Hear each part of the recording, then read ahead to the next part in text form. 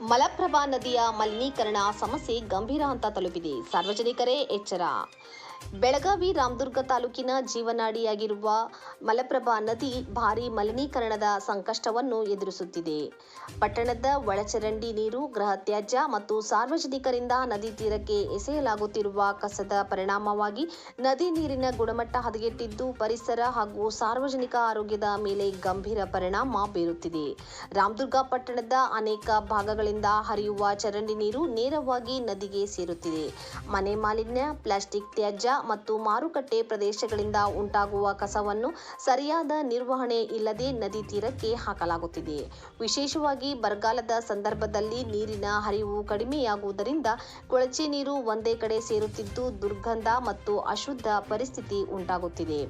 ನದಿ ತೀರದ ನಿವಾಸಿಗಳು ಚರ್ಮ ರೋಗ, ಜ್ವರ ಹಾಗೂ ಇತರ ಸಾಂಕ್ರಾಮಿಕ ಕಾಯಿಲೆಗಳ ಭೀತಿಯಲ್ಲಿ ಬದುಕುತ್ತಿದ್ದಾರೆ.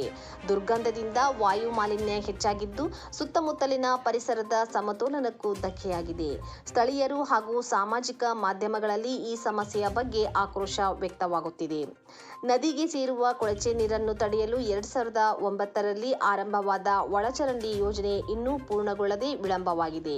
ಶುದ್ಧೀಕರಣ ಘಟಕ ಹಾಗೂ ಹಲಗತ್ತಿ ಭಾಗಕ್ಕೆ ಸಂಪರ್ಕ ಕಲ್ಪಿಸುವ ಪ್ರಮುಖ ಕಾಮಗಾರಿಗಳು ಅಪೂರ್ಣವಾಗಿವೆ.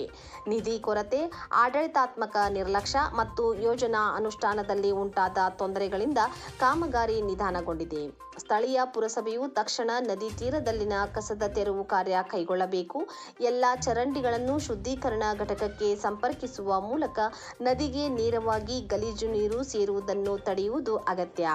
ಸಾರ್ವಜನಿಕರಲ್ಲಿ ಜಾಗೃತಿ ಮೂಡಿಸಿ ಕಸ ಎಸೆಯುವವರ ವಿರುದ್ಧ ಕಠಿಣ ಕ್ರಮ ಜರುಗಿಸಬೇಕು. ನದಿ ತೀರದ ಒತ್ತುವರಿಗಳನ್ನು ತೆರವುಗೊಳಿಸಿ ಶಾಶ್ವತ ಶುದ್ಧೀಕರಣ ವ್ಯವಸ್ಥೆಯನ್ನು ಜಾರಿಗೊಳಿಸುವುದು ಅತ್ಯವಶ್ಯವಾಗಿದೆ. ಸ್ಥಳೀಯ ಆಡಳಿತ, ಪರಿಸರ ಸಂಘಟನೆಗಳು ಮತ್ತು ಸಾರ್ವಜನಿಕರ ಸಹಭಾಗಿತ್ವದಿಂದ ಮಾತ್ರ ಮಲಪ್ರಭಾ ನದಿಯನ್ನು ಉಳಿಸಲು ಸಾಧ್ಯವೆಂದು ತಜ್ಞರು ಅಭಿಪ್ರಾಯಪಡುತ್ತಿದ್ದಾರೆ.